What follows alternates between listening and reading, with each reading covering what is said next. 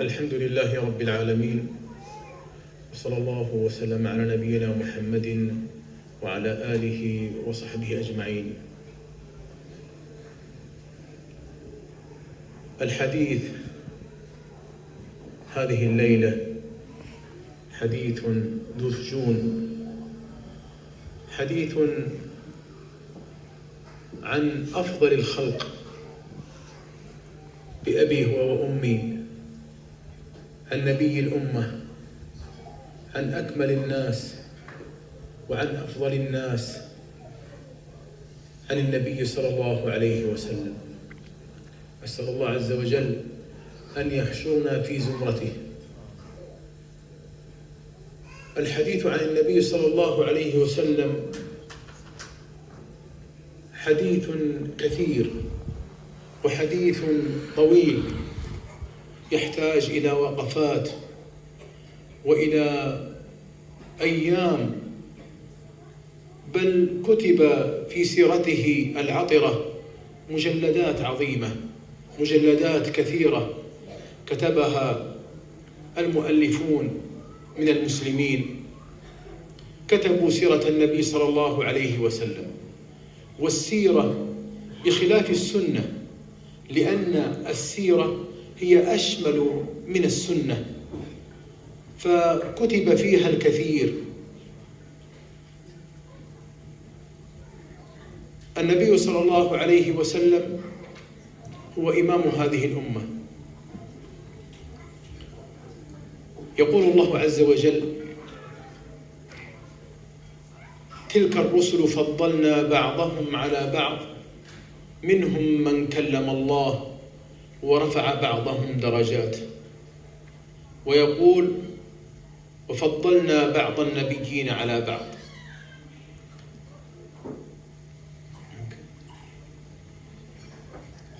MashaAllah, Shaykh started with the praise of Allah subhanahu wa ta'ala and salawat on the soul of Rasulullah sallallahu alayhi wa sallam. And then he talked about personality of Rasulullah sallallahu alayhi wa sallam, that a complete personality, Akmalun Nas, that there is no other personality like him, highest ranking personality, that Rasulullah sallallahu alayhi wa sallam seerah is covered in many books. Rasulullah sallallahu alaihi wasallam seerah is taught by many scholars. Rasulullah sallallahu alaihi wasallam seerah is basically in many volumes. So many people have written on it, volumes upon volumes. And seerah is basically something which includes sunnah. Sunnah means qualities of Rasulullah sallallahu alaihi wasallam or actions of Rasulullah sallallahu alaihi wasallam. And seerah is complete history of Rasulullah sallallahu alaihi wasallam. So sunnah is narrow, is limited, and seerah is quite broad. Seerah includes the sunnah of Rasulullah sallallahu alaihi wasallam. In Quran, Allah subhanahu wa ta'ala mentions, تِلْكَ الرُّسُلُ فَضَّلْنَا بَعْضَهُمْ عَلَى بَعْضٍ. These are the prophets of Allah subhanahu wa ta'ala. We have given them higher ranking above each other. In another ayah, Allah subhanahu wa ta'ala mentions, وَفَضَّلْنَا بعض النبيين على بعض, that we have given preference to some of the prophets over others. So this topic of seerah is quite vast, and inshallah Shaykh will be speaking on that inshallah. فالله عز وجل قد فضل بعض النبيين على بعض، والنبي صلى الله عليه وسلم قد فضل على جميع الأنبياء. كل أمر في نبي أو كل معجزة أو خلق في نبي، فالله عز وجل قد فضل النبي محمد صلى الله عليه وسلم على هؤلاء. إذا نظرنا مثلا لموسى عليه السلام، موسى عليه السلام كان من أقوى الناس كما جاء في الآية الكريمة: فوكزه موسى فقضى عليه. وفي الآية الأخرى: ولما ورد ماء مدين وجد عليه أمة من الناس يسقون ووجد من دونهم امرأتين تذودان قال: ما خطبكما؟ قالتا: لا نسقي حتى يصدر الرعاء وأبونا شيخ كبير فسقى لهما ثم تولى إلى الظل فقال رب إني لما أنزلت إلي من خير فقير. يقولون أن موسى عليه السلام قد رفع صخرة كبيرة يعجز عن حملها 10 رجال، ولكن موسى بما أوتي من قوة قد حمل هذه الصخرة وسقى للمرأتين. بل ورد أن موسى عليه السلام قد ضرب ملك الموت وفقع عينه، وكان قويا جلدا صبورا، ولكن النبي صلى الله عليه وسلم كان أقوى منه. والله عز وجل قد فضل نبينا على موسى عليه السلام. كانوا يصفون موسى بالقوة من العرب كأنهم من رجال أزد شنوءة، ومن العجم كأنهم من رجال الهند لما فيه من القوة، ولكن النبي صلى الله عليه وسلم كان أقوى من ذلك. Shaykh is talking about the strength and power of Rasulullah sallallahu alaihi wasallam, and he goes back to Musa alayhi salatu wasalam, and he mentions that Allah subhanahu wa ta'ala have given preference to some of the prophets over others. Within that is Musa alayhi salatu wasalam, that he was known to be his strongest prophet, his strongest man, to the extent in Quran Allah subhanahu wa ta'ala mentions فَوَكَزَهُ مُوسَى فَقَضَى عَلَيْهِ, that Musa alayhi salatu wasalam gave one punch to this person and he died, he passed away. He mentions another ayah in which there are two daughters of Prophet alayhi salam. They are standing by the water well where people are taking water. Musa alayhi salatu wasalam asked them, why you not taking water? And they replied that we're waiting for people to finish, so we will go. And we take water later on. Musa alayhi salatu wasalam, with his strength, he made way for them and he took water out for them and so on. And then that Musa alayhi salatu wasalam had his strength that he could basically break the rock and so on. Shaykh mentioned that there is a statement that Musa alayhi salatu wasalam, he slapped angel of death, Malakul Maut, and his eye, one of the eye came out and so on. So that is the strength of Musa alayhi salatu wasalam. But in reality, Allah subhanahu wa ta'ala has given more strength to Rasulullah sallallahu alaihi wasallam, because Rasulullah sallallahu alaihi wasallam is the leader of all the prophets. Rasulullah sallallahu alaihi wasallam used to be known as very strong personality. Min Rijal al-Hind. Rijal al-Hind was known as to be the strongest persons at that time. So that was the strength of Rasulullah sallallahu alaihi wasallam, and Shaykh will elaborate more on this inshallah. النبي صلى الله عليه وسلم كما ذكرنا كان أقوى الناس، ولذلك في الجاهلية كان رجل يدعى يزيد ابن ركانة. هذا الرجل كان قويا جدا، وكانوا يقولون إذا ركب على الفرس وهذه الفرس ربما لم تسير سيرا طيبا أو أصبحت تركض في أي جهة، يقولون أنه كان يضع رجليه على الفرس فتنكسر أضلاع الفرس من شدة قوة هذا الرجل. لكن لما جاء النبي صلى الله عليه وسلم وتصارع مع هذا الرجل صرعه النبي صلى الله عليه وسلم. وقريش يعلمون قوة النبي صلى الله عليه وسلم في مكة، ولذلك قالوا أنهم وضعوا له جلد ثور، وجلد الثور قوي جدا، فضعوه للنبي صلى الله عليه وسلم ووضعوا شعر هذا الجلد على الأرض، ووقف النبي صلى الله عليه وسلم، فأخذوا يسحبون ويجرون هذا الجلد، ولكن الجلد قد تقطع وبقي تحت قدم النبي صلى الله عليه وسلم منه قطعة. فهذا دليل على أن النبي صلى الله عليه وسلم كان أقوى الناس. بل كان علي رضي الله عنه يقول: كنا إذا في الحرب نتوقى بالنبي صلى الله عليه وسلم، يأتون خلف النبي عليه وسلم إذا اشتد الحرب. فالنبي صلى الله عليه وسلم كان من أقوى الناس. هذا اسمه موركانو. Yazid Murkano. Sheikh mentioned about this person, his name was Yazid Murkano. So Yazid Murkano was very heavy and a strong person, not necessarily heavy in terms of weight, but very strong personality. That if he used to ride on the horse used to struggle to carry him and so on. And that this person was at the time of Rasulullah sallallahu alaihi wasallam. And you know, when you have a wrestling and like that, Rasulullah sallallahu alaihi wasallam beat him in that wrestling. So that's the strength of Rasulullah sallallahu alaihi wasallam. Rasulullah sallallahu alaihi wasallam, about him, Quraysh used to know him as very strong person, very strong personality. Ali radiallahu ta'ala talks about the wars in which Rasulullah sallallahu alaihi wasallam participated. That when the war used to be at the peak of it, and it's very heavy fighting, we used to find Rasulullah sallallahu alaihi wasallam himself in middle of that, present over there, mashallah. That was the strength of Rasulullah sallallahu alaihi wasallam.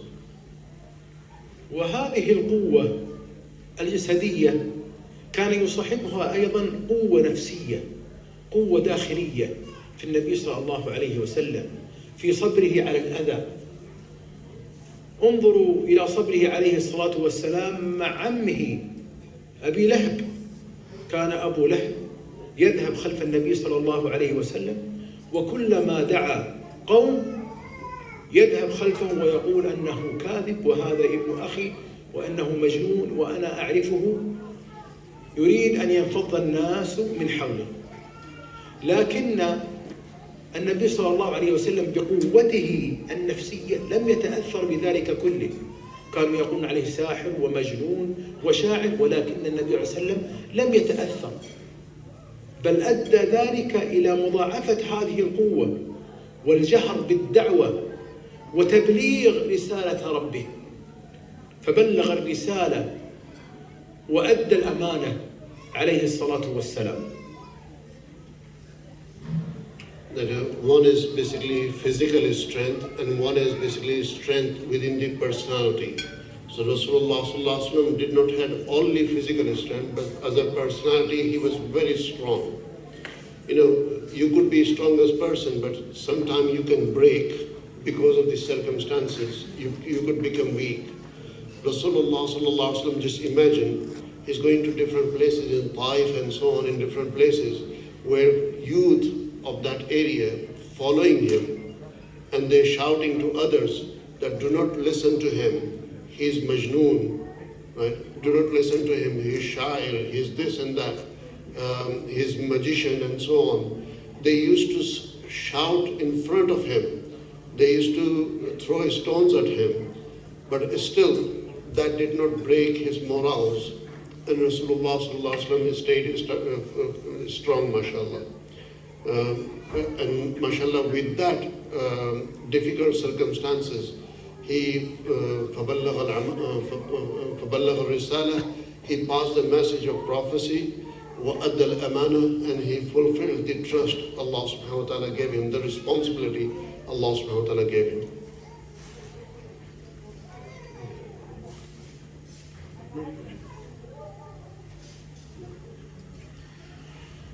يوسف عليه السلام أعطاه الله عز وجل نصف الحسن، كان جميلا جدا، ولذلك راودته المرأة التي هو في بيتها عن نفسه، كما قال الله عز وجل: وقال نسوة في المدينة امرأة العزيز تراود فتاها عن نفسه قد شغفها حبا إنا لنراها في ضلال مبين.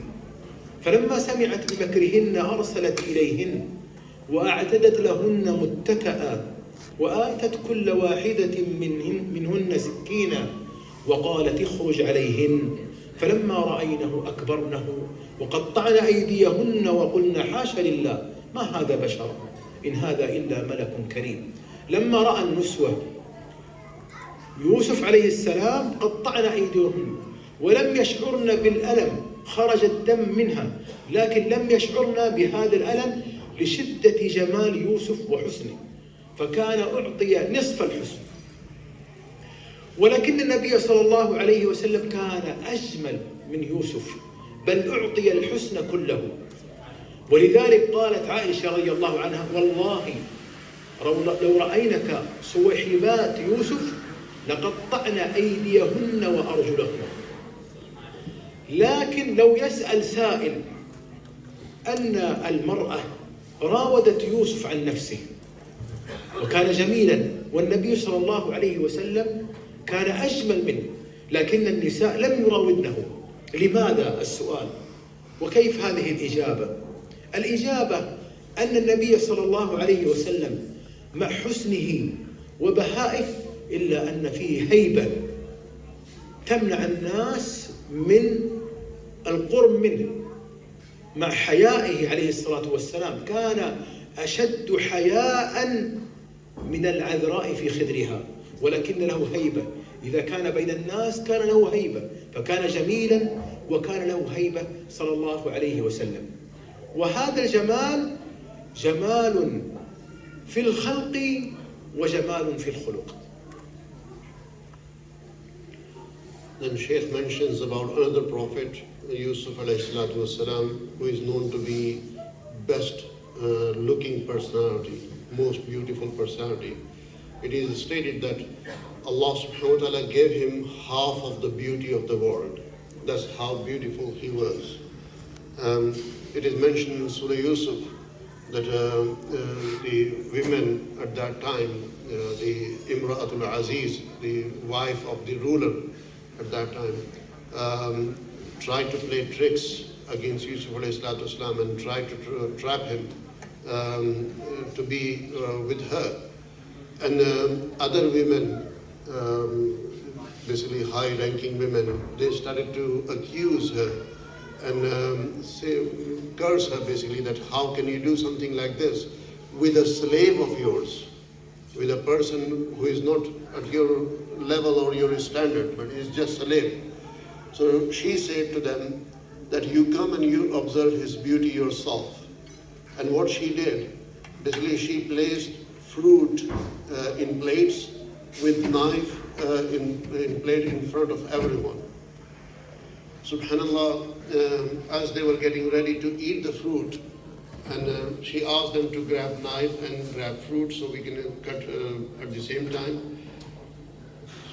In that moment, she asked Yusuf alayhi salatu wasalam to enter the room. When Yusuf alayhi salatu wasalam entered the room, all these women, they were so shocked with the beauty of it that instead of cutting the fruit, they started to cut their hand. And they didn't even realize that they're cutting their own hand. They didn't have any recognition of the pain or anything like that. But our Rasulullah sallallahu alayhi wasallam is more beautiful than Yusuf alayhi salatu wasalam. Aisha radiallahu ta'ala anha talks about the beauty of Rasulullah sallallahu alayhi wasallam, how beautiful he was. And then the Shaykh mentions that why then women at that time, at the time of Rasulullah sallallahu alaihi wasallam, they didn't react to Muhammad sallallahu alaihi wasallam the way they reacted to Yusuf alayhi salatu wasalam. It is a valid question. It comes in the minds of everyone. As soon as you say to someone that Muhammad sallallahu alaihi wasallam was more beautiful than Yusuf alayhi salatu wasalam, the first thing comes in mind that women were basically dropping on him about Rasulullah sallallahu alaihi wasallam. So Shaykh gave answer to that Rasulullah sallallahu alaihi wasallam had haiba. Haiba means a strong personality. While he was beautiful, but he was very strong personality that people used to be hesitant to mess around with him. While they were comfortable to have conversation with him, but when it comes to messing around with him, no one could have guts for that. Exactly. كما قلنا أن النبي صلى الله عليه وسلم كان أجمل من يوسف عليه السلام. بل قال الصحابي رضوان الله عليه: كنت أنظر إلى البدر في تمامه، إلى القمر في تمامه، وأنظر إلى النبي صلى الله عليه وسلم في آن واحد، فوالله لرسول الله صلى الله عليه وسلم أجمل من البدر. إبراهيم عليه السلام الله عز وجل يقول في كتابه الكريم: واتخذ الله إبراهيم خليلا. هذه الخلة أيضا التي انفرد بها إبراهيم عليه السلام من الأنبياء، الله عز وجل أيضا اتخذ النبي صلى الله عليه وسلم خليلا. ولذلك النبي صلى الله عليه وسلم كان يقول: لو كنت متخذا خليلا من الناس لاتخذت أبا بكر ولكن صاحبكم خليل الرحمن. It talks about Rasulullah's beauty further, that one of the Sahabi, he mentioned that I was looking at the full moon, Badr. Badr is the moon of the 14th night, when it's completely full. So I was looking at a full moon, and I was looking how beautiful that moon is. And remember, at that time, there was no, you can say, pollution, there was no petrol and this and that. So you could basically appreciate the beauty of nature at that time even more greater than now. So this Sahabi was watching the moon, full moon, and he was thinking how beautiful it is. And Rasulullah ﷺ was sitting in front of him. And then he would turn towards Rasulullah ﷺ, and he used basically focus on the face of Rasulullah ﷺ, then look at the moon, then the face of Rasulullah ﷺ, then the moon in the face. And he goes that I was trying to judge which one is more beautiful. And I came to conclusion that moon is nothing in comparison to Rasulullah ﷺ. Yes, at the same time Rasulullah ﷺ was very humble personality. Rasulullah ﷺ was friends with everyone. And mashallah, Ibrahim ﷺ, known to be friend of Allah subhanahu wa ta'ala, Khalilullah, like Musa ﷺ is Kalimullah. Ibrahim ﷺ to be known as Khalilullah. And Rasulullah ﷺ had companions where he used to establish friendship. And he mentions that if I would have taken any as a Khalil, then it would have been Abu Bakr Siddiq radiallahu ta'ala. But I'm a more closer friend to Rahman, to Allah subhanahu wa ta'ala. وهذه الخلة التي اصطفى الله عز وجل نبينا محمد صلى الله عليه وسلم وإبراهيم عليه السلام لها هي أعظم درجة في المحبة. أعظم درجة في المحبة، لأن المودة والمحبة درجات. المحبة والمودة درجات، لأن الله عز وجل يقول: ومن آياته أن خلق لكم من أنفسكم أزواجا لتسكنوا إليها وجعل بينكم مودة ورحمة. لتسكنوا إليها، هنا هذه الواو هي واو الجمع، وخاطب بها الرجال، قال لتسكنوا إليها.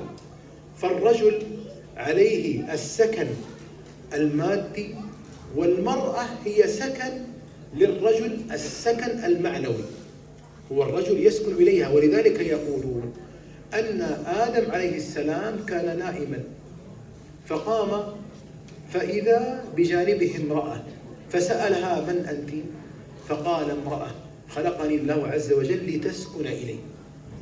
وفي الآية يقول: وجعل بينكم مودة ورحمة. انظر كيف غير الضمير، لتسكنوا ثم قال بينكم، أي بين الزوج والزوجة. وهذه المودة خاصة والرحمة عامة. فالإنسان لا يود إلا من يحب، وقد يرحم من لا يحب.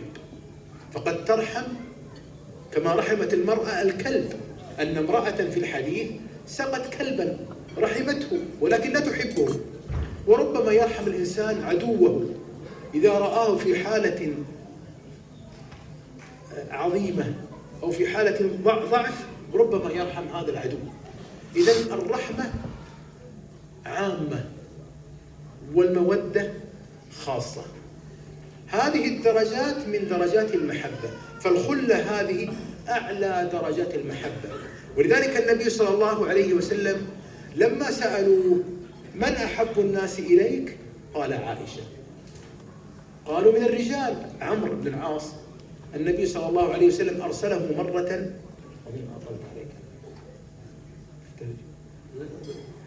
عمرو بن العاص رضي الله عنه أرسله النبي صلى الله عليه وسلم مرة وجعله قائدا في معركة ذات السلاسل. ثم وكان في هذا الجيش الأشياخ أبو بكر وعمر. فلما رجع جاء في نفسه أنه أحب إلى النبي صلى الله عليه وسلم من هؤلاء، فجاء النبي عليه وسلم فقال له: من أحب الناس إليك؟ يظن أنه سيقول أنت. فقال النبي عليه وسلم: عائشة. قال: لا، من الرجال. قال: من الرجال أبوها. ثم قال: من؟ قال: عمر. ثم عدد رجالا فقال: ليتني سكت. فالمحبة هي أقل درجة من الخلة، ولذلك النبي صلى الله عليه وسلم قال لعلي رضي الله عنه في معركة خيبر: لأعطين الراية غدا رجلا يحب الله ورسوله ويحبه الله ورسوله، فأعطاها علي رضي الله عنه. إذن هذه المحبة هي أقل درجة من الخلة. ولذلك أيضا جاء في الحديث الصحيح أن النبي صلى الله عليه وسلم نظر إلى الحسن وإلى أسامة فقال: إني أحبهما فأحببهما يا الله، أو كما قال النبي صلى الله عليه وسلم. Sheikh mentions that when we're talking about beauty, and mashallah, we need to talk about love also. In terms of love, Allah subhanahu wa ta'ala created men and women. And through love, Allah subhanahu wa ta'ala provides comfort to each other. As Shaykh mentions, وَمِنْ آيَاتِهِ أَنْ خَلَقَ لَكُمْ, the ayah of Quran, that from the signs of Allah subhanahu wa ta'ala that He created, أَنْ خَلَقَ لَكُمْ, He telling men that Allah created for you, لَكُمْ أَزْوَاجًا, your partners, لِتَسْكُنُوا إِلَيْهَا. So all of you, meaning for all men, Allah have created partners, so all of you can have peace and harmony and comfort through your wife. So wife, mashallah, is a blessing from Allah subhanahu wa ta'ala, which is a source of comfort for everyone. Shaykh is going into grammatical levels, and I appreciate that not everyone will be understanding to that. Here mentioning litaskunu. Litaskunu is for those men who are not present. So Rasulullah sallallahu alaihi wasallam and the ayah is talking about basically those men also who are not present at that time. But then Shaykh mentioned within that there are two categories: mawadda, which is love, and rahmah, which is mercy. Right? Love and mercy.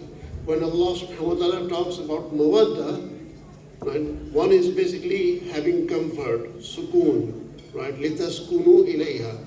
And when Allah subhanahu wa ta'ala talks about love, Allah says, وَجَعَلَ بَيْنَكُمْ مَوَدَّةً.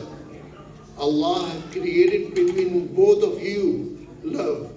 So He's not talking to men only, He's talking to husband and wife, both of them. That between both of you, Allah has created this bond and this love. That is, the love is basically taking you forward. Now, love is different to having mercy. Right?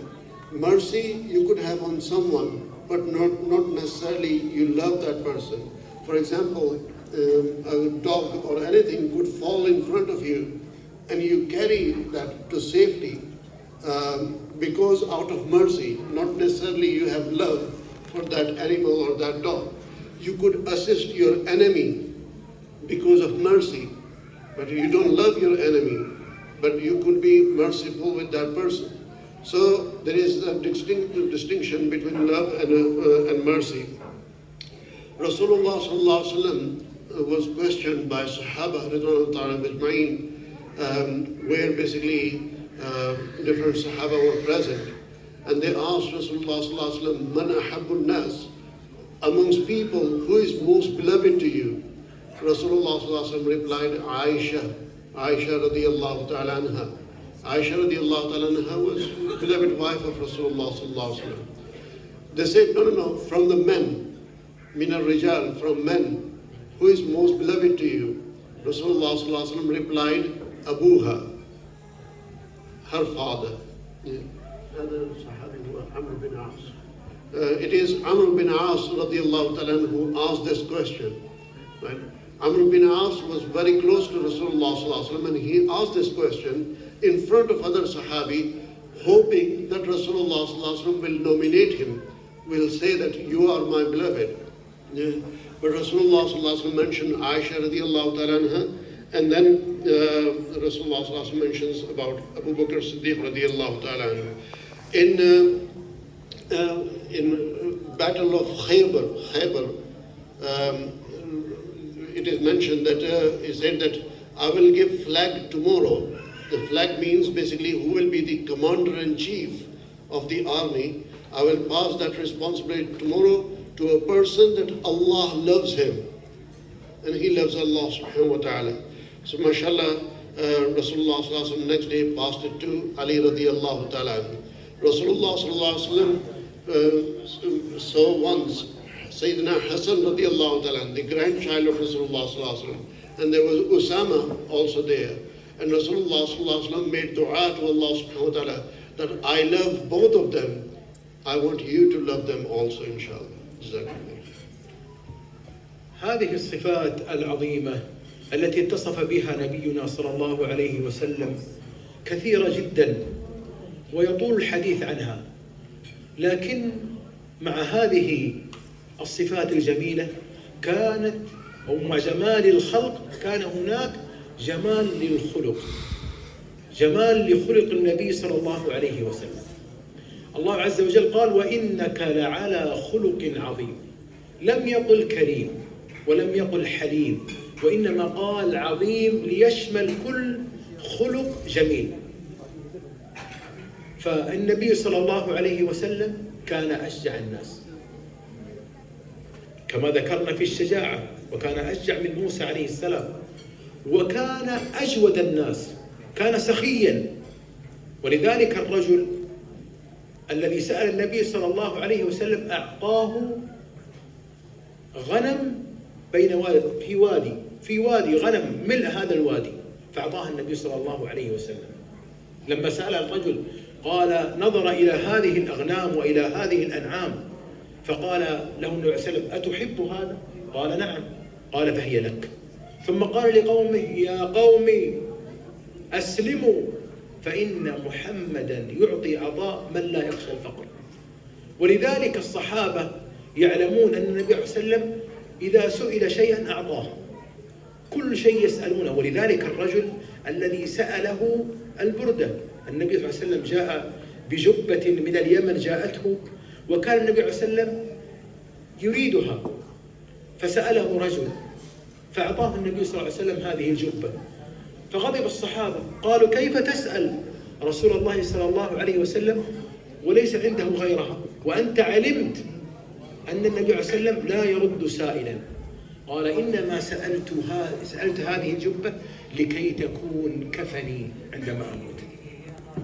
فالنبي صلى الله عليه وسلم كان يعطي عطاء من لا يخشى الفقر، بل في معركة حنين عندما أعطى الصحابة الذين أسلموا قريبا ومنع الأنصار لم يعطهم شيئا، فجاء في نفوسهم أن النبي صلى الله عليه وسلم لا يحبهم، ولكن النبي صلى الله عليه وسلم قال لهم أترضون أن يرجع الناس بالإبل وبالشاة وبالبعير وترجعون برسول الله صلى الله عليه وسلم؟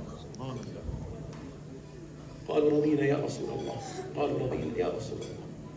فكان النبي صلى الله عليه وسلم أجود الناس، بل كان يعطي هؤلاء 100 من الإبل، 100 من الإبل، يعطي عطاء من لا يخشى الفقر. وكما جاء في الحديث كان النبي صلى الله عليه وسلم أجود الناس، وكان أجود ما يكون في رمضان كأنه الريح المرسلة.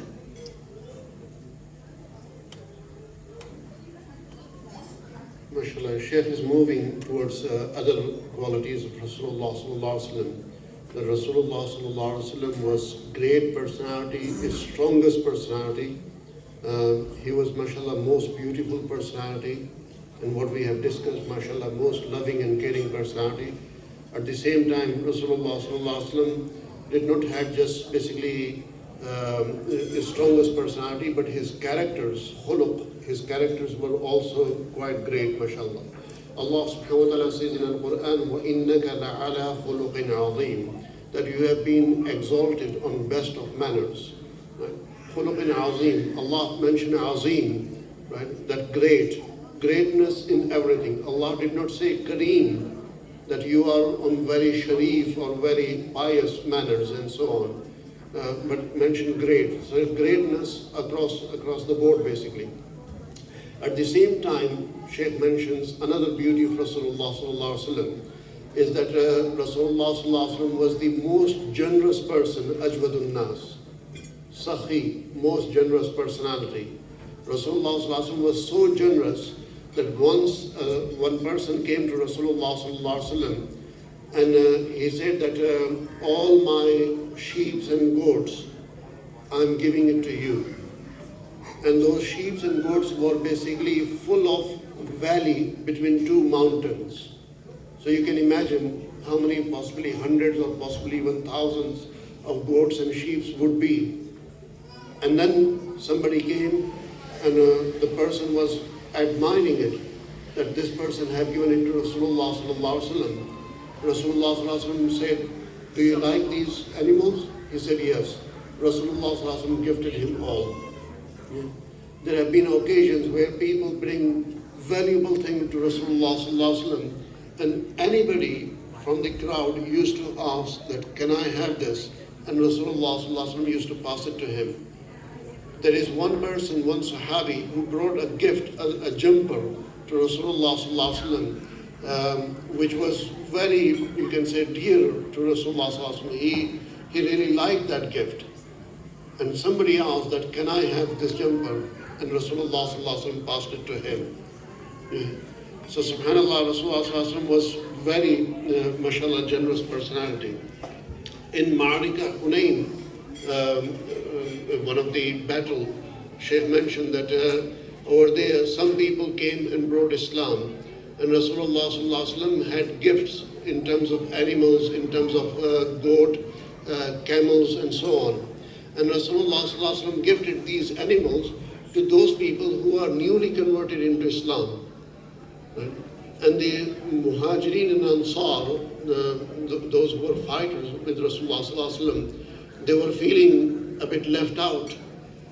Then Rasulullah sallallahu alaihi wasallam turned towards them and he said that, aren't you pleased that they are returning to their home with camels and goats, and you are returning home with Prophet of Allah subhanahu wa ta'ala. Subhanallah. So that's how Rasulullah sallallahu alaihi wasallam boosts their morals and so on. Yeah. So Shaykh finish at this point. On that point, from my side, in addition, if I say to you today that I like whatever you have here in terms of your wealth and belonging, you will need to think about it, how much you will give it away. الحديث كما ذكرت لكم يطول عن النبي صلى الله عليه وسلم، ولكن الخلاصة والذي ينبغي علينا نحن المسلمين أن نتبع هدي النبي صلى الله عليه وسلم. كلنا لو سألتكم سؤال، هل تحبون النبي صلى الله عليه وسلم؟ لقلتم جميعا نعم. لا يمكن أن يقول أحد منكم لا أحب النبي صلى الله عليه وسلم. ولكن هذه المحبة، هل هي محبة مجردة عن العمل؟ الله عز وجل يقول: قل إن كنتم تحبون الله فاتبعوني يحببكم الله. فلا بد إذا كنت تحب النبي صلى الله عليه وسلم أن تتبع النبي صلى الله عليه وسلم. الإنسان الذي يقول أنا أحب إنسان ولا يريد أن يرضيه ولا يريد أن يعمل أعمالا ترضي هذا الإنسان فهو كاذب في حبه وليس صادقا. لو كان حبك صادقا لأطعته. إن المحب لمن يحب مطيع. فالواجب على المسلم أن يتبع سنة النبي صلى الله عليه وسلم، وأن يقتفي أثر الرسول صلى الله عليه وسلم في كل صغيرة وكبيرة. إذا كنا نحب النبي صلى الله عليه وسلم فلنتبع سيرته، فلنتبع خطى النبي صلى الله عليه وسلم. انظروا إلى عبد الله بن عمر، وكان من أشد الصحابة تمسكا وتتبعا لسنة النبي صلى الله عليه وسلم. كان إذا ذهب إلى سفر أو ذهب إلى الحج وقيل له إن النبي صلى الله عليه وسلم وقف عند هذه الشجرة، ينزل عن دابته ويقف عند هذه الشجرة. إذا قيل له أن النبي صلى الله عليه وسلم نام هناك، يذهب وينام مكان النبي صلى الله عليه وسلم. وهذا ليس مطلوب منه، لكن من شدة تتبعهم للنبي صلى الله عليه وسلم وآثاره. والمطلوب منا نحن أن نسدد ونقارب بما نستطيع، لا يكلف الله نفسا إلا وسعها. يقول عن الإمام أحمد رضي الله عنه، يقول أنه لم يسمع بسنة من سنة النبي صلى الله عليه وسلم إلا وعملها ولو مرة واحدة، إلا سنة واحدة لم يعملها.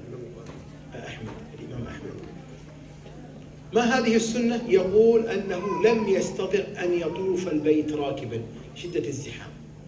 فالإنسان إذا تعلم سنة وإذا تعلم أمر عن النبي صلى الله عليه وسلم يحاول أن يعمل هذا العمل ابتغاء رضوان الله عز وجل.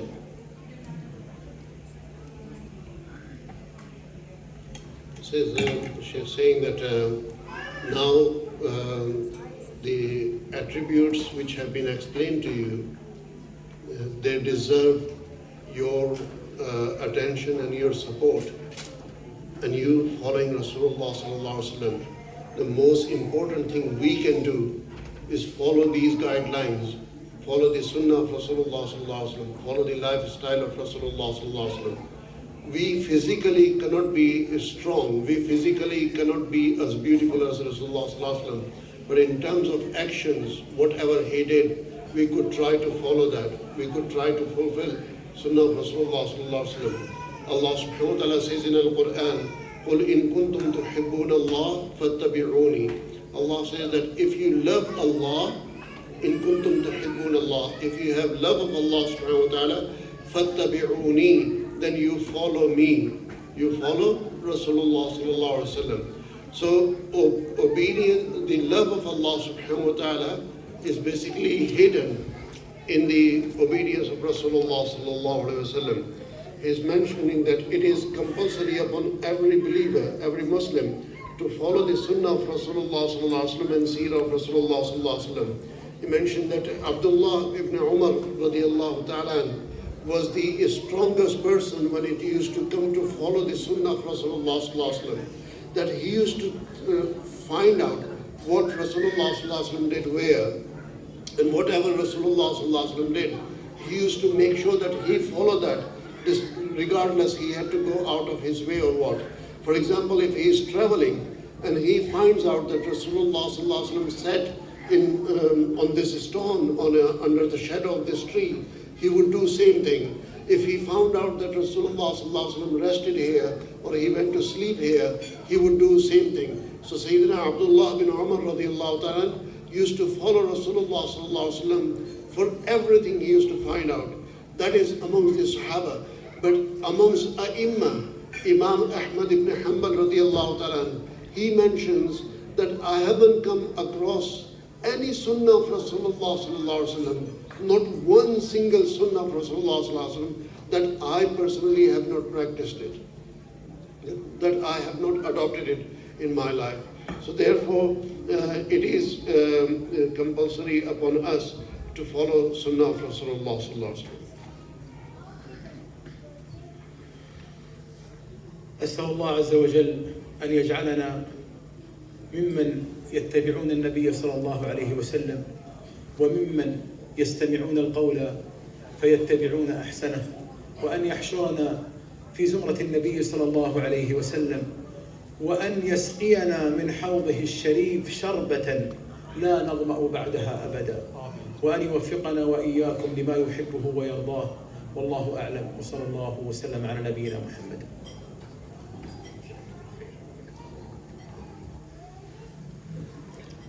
Shaykh closed his speech with some of the du'as that may Allah subhanahu wa ta'ala give us opportunity to follow the sunnah of Rasulullah sallallahu alaihi wasallam. May Allah subhanahu wa ta'ala grant us place in paradise with Rasulullah sallallahu alaihi wasallam. May Allah subhanahu wa ta'ala gather us with Rasulullah sallallahu alaihi wasallam on the day of judgment.